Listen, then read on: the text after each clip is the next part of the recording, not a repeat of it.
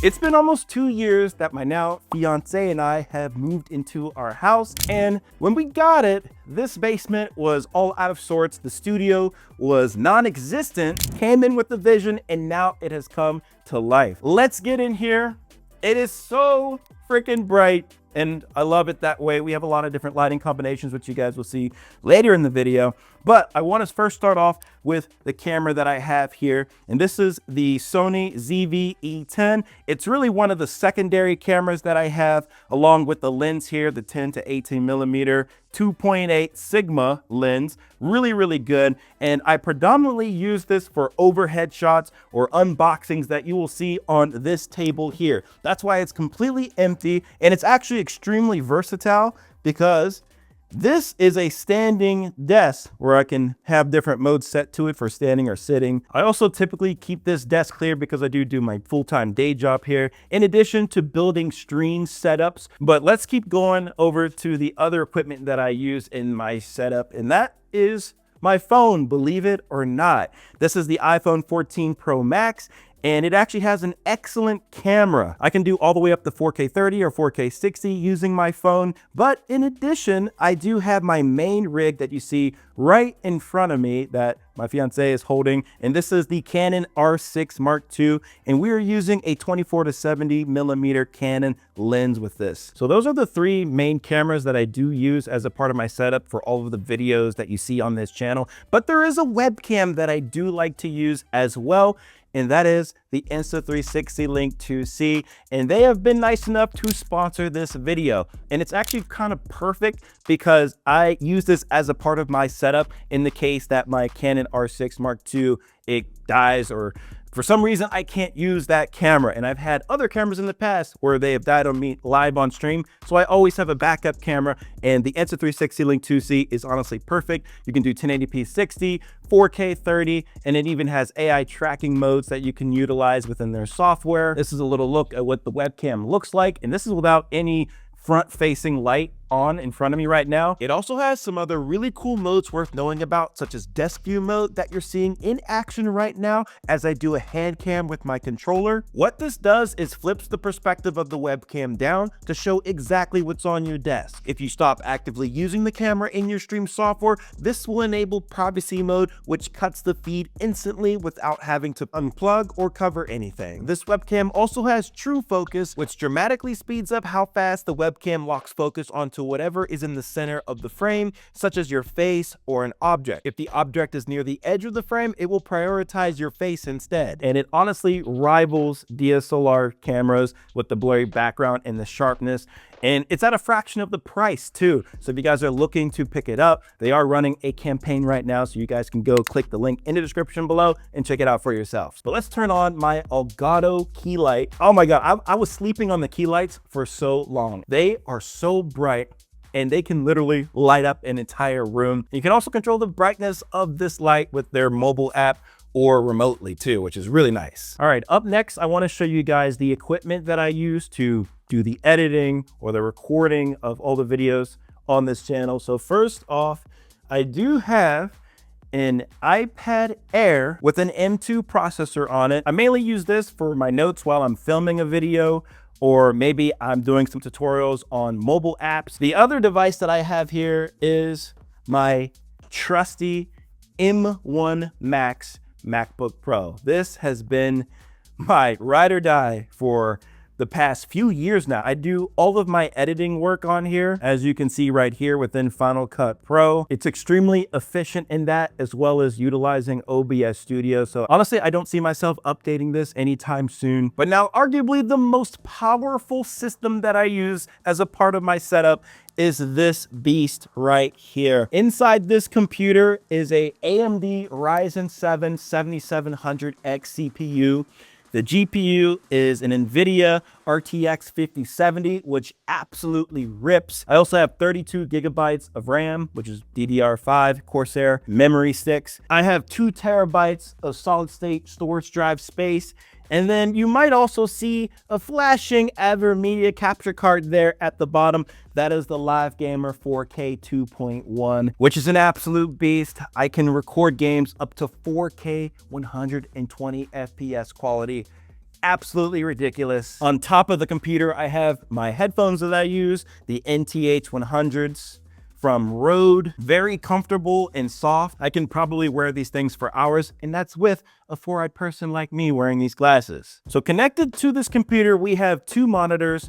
The first being the KTC 27-inch 4K dual mode mini LED monitor, which can display a resolution up to 4K 160 Hertz. The second monitor here is from UPerfect, and this is actually a mobile monitor. It's not your typical standard monitor, but it works pretty well for my uses. This is just a secondary screen that I will typically have OBS in front of, and then up here I'll have whatever I'm watching, reacting to, or even gaming. Now I'm sure you guys could see the keyboard that I'm rocking with here with all the RGB lighting lit up on it. This is the Corsair Galleon 100 SD mechanical keyboard, and honestly this is the best keyboard that I've ever used. I don't need to have a Stream Deck on my desk anymore, so that's gone. I can just configure all of the keys right here. I also have the LCD screen that I can see different icons on for things that I want to launch. I also have a configuration here for controlling the Spotify music to the stream. This is the perfect keyboard that exists for gamers and streamers, and it's not even close right now. The next monitor that I have here, and it's actually not connected to the PC, it's actually connected to the PlayStation 5, but this is the BenQ EX3210U gaming monitor attached to a white Pixio monitor arm to give me more desk space. It can output a maximum resolution of 4K at 144 Hertz, which is obviously more than what you need out of a PlayStation 5. Speaking of the PlayStation 5, here it is in the back here. This is the gaming console stand where we have the PS5 along with the DualSense Edge controller, which is essentially it's a pro controller with back paddles on it. Super nice to use in FPS games. And then I also have the Nintendo Switch 2 here. And in these drawers, I just keep some extra things such as controllers. I have capture cards, some remotes, cables, and any other extra handy things I might need. Now, another very important part of my setup is the microphone that you see right here. And this is the Elgato Wave 3. It's my favorite mic. It's been out since I think 2020, so over 5 years at this point. And I know that they've recently released their Elgato Wave 3 Mark II, which I may add to my setup. Now with this microphone, it does come with its own app, and it's called the Wavelink. I haven't actually updated to the newest Wavelink software just yet, Wavelink 3.0, but this software gives you full control over all of the audio that's on your computer, not just the microphone, but also Spotify, Discord, game audio. It can all be controlled through Wavelink, which is absolutely awesome. The arm that I have the mic on is from Fifine, and it's a low profile mic arm. And I've grown to like these kind of mic arms more because they give you more desk real estate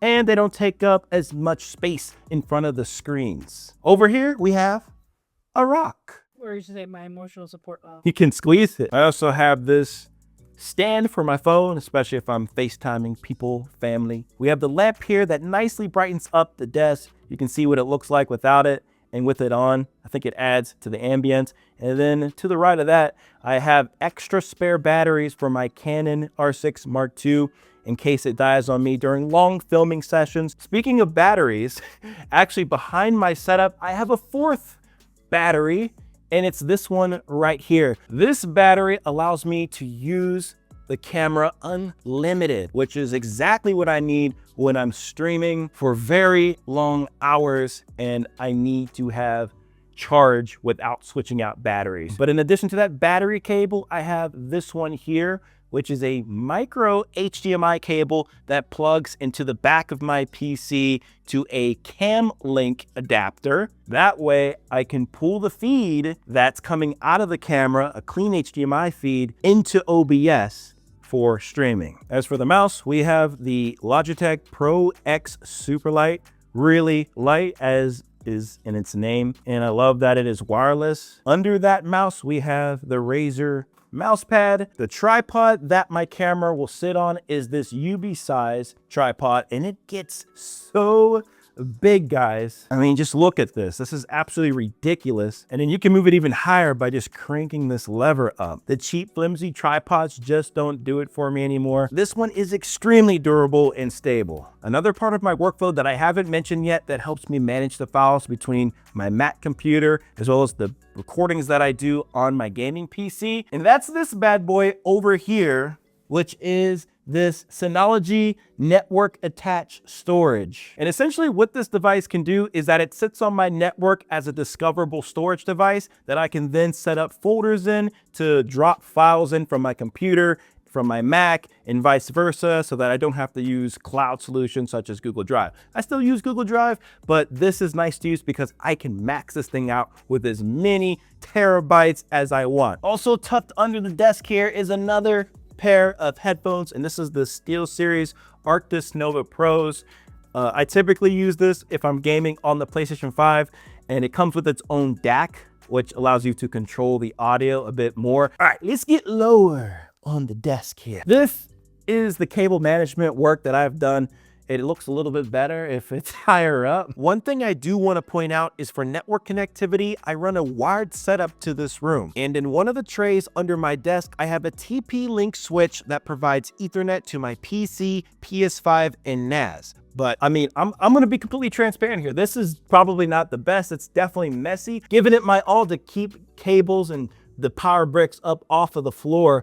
But there's still a lot of wiring and cable work that needs to be done here. Definitely open to suggestions. You know, those of you who are cable management fiends and experts, let me know your secrets to getting it to look clean from down below. He's like, Daddy, the cable management is horrible.